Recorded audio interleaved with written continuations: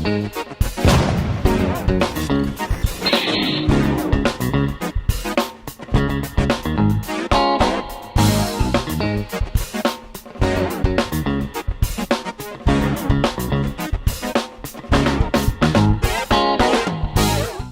everyone, welcome back to the next Knackers Yard I'll be at. This will be my Knackers Yard. Just about to get to the XJ650, but a few of you guys ask about, you know, things that I use and stock and bits and pieces. But a bit of a delivery this week and I've stocked up. Always, if you can, buy in bulk, because it is fundamentally cheaper in the end. So I've got a load of cutting discs.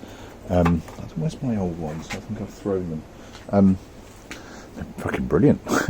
Nice and cheap, but I bought a double stack of them because I am getting through them quite quick. A load of the old mops, the old paint stripping mops, and a couple of the discs. And yeah, I mean, that was, I think, about 40 quid in total, and that'll last me months probably. And it's just worthwhile keeping bits and pieces of stock like that if you can, and indeed if you can stretch your finances to get, you know, more than one at a time. Although happily concede that in these trying times that's getting more difficult. The reason I bought it because I was using stuff like that, and I was adamant that I had another one, and I typically ordered it and I found it, which is fucking irritating. But the loom's there, I will get to it. I'm just really avoiding it because it's dirty, dull, and I really don't get it. But it just needs tidying up. I mean, it works, it's working, but I want to strip it off and move on. I've had a quick go at the regulator rectifier, and that's kind of what I'm after. I mean, it's still mucky, it'll always be mucky, it's an over 40-year-old bike, but it's just a case of making it better. Yeah, I will get on with that.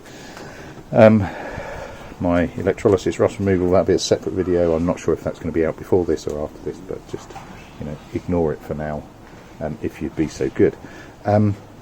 Looking at the XJ itself, got the pipes on. They are loosely tagged at the moment. I've got new. I did find my exhaust gaskets. So it's got the exhaust gaskets in. The bit that I wanted to show you though, and I've not been filming a lot because it's so windy, it's just going to trash the audio, I'm sure. The bit that I have been working on is the clutch. Now, for those that remember, the old plates on it were really quite shitty. The steel plates were really bad. So I do have new ones there out the back. I did try and tighten up the bolt with like a hockey stick that I made, but I was using the mounts incorrectly. I was using these mounts and the hockey stick bent, which is good because these would have bent quite quickly afterwards. I'm using the old plates as a spanner. I have tried welding, but I couldn't hold it steady enough, so I tried with 3 actually, and it's even fallen off. That's how bad my welding is. That didn't work, so I ended up drilling. So clamped as tight as I could, drilled, and then off you go. Now I've just done it, so I'm not going to click the I'm not going to click my torque wrench to prove it to you all. You have to take my word for it. But effectively, I mean, it's quite. So it's 3 plates there, 3 holes through it. I was then struck with, right, how am I going to actually hold this still? I don't want anything too hard. I don't want anything too hard, because I don't want it to strip the paintwork or whatever. So in the end, I just bolts into the wood, drilled a couple of holes, had to size it up, and it called perfectly. And that's now up to 70 Newton meters. So I now just need to bend these tabs over, and we are good to go. What I don't quite want to do yet is cut the plates in. Excuse me. And that is purely and simply because I need to soak them first, and I want the new gasket to go on it as well. So I will do that tonight and just check the gaskets on. Like, this wind will be destroying my audio. That's why I haven't filmed a lot today. So I'll probably just fast forward you through. Let's see if I can get that tag over.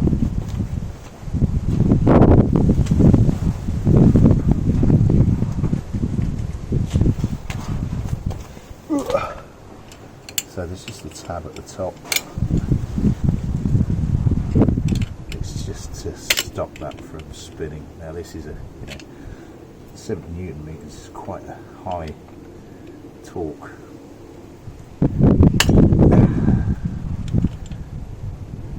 Got to be a better way of doing this. If there is a better way, you know it.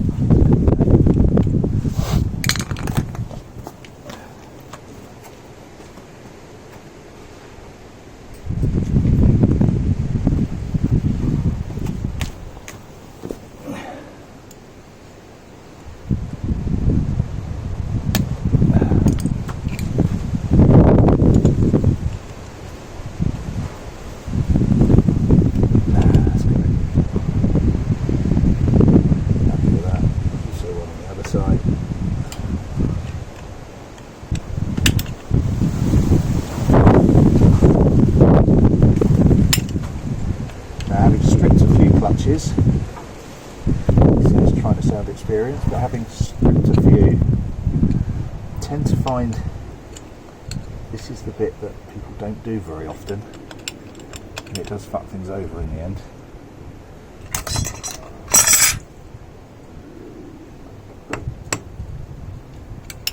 Really want to be resting against the outside of this cage either, but these must. Right, that will do me. I think there or thereabouts. Right, that'll do me. Bent over.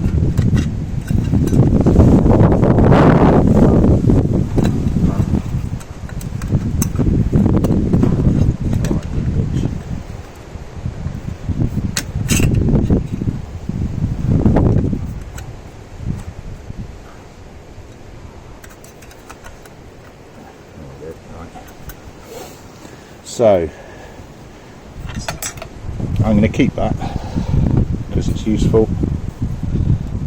I'm going to get that out of there. I'll keep that, it's useful, and I'll chuck away the rest. Now what we're going to look at, let's have a look at the seat.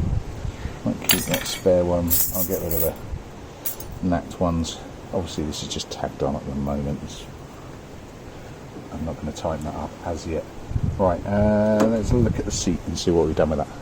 Right, and let's have a look at the seat, the other little job that I want to get done today.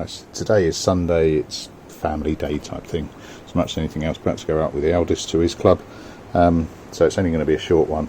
I've chucked a load of painted the inside. I haven't, I've chucked paint on it.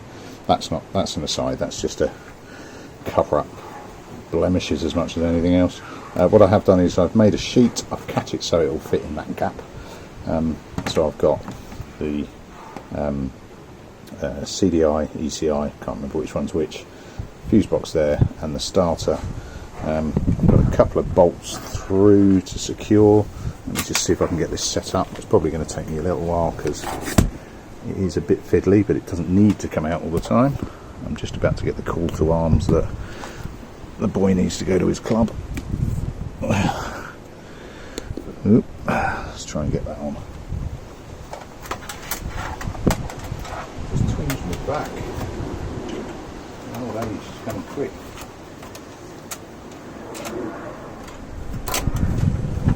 So it's basically being set up so that a seat doesn't really need to come off. Bearing in mind the battery is going to be down at the bottom.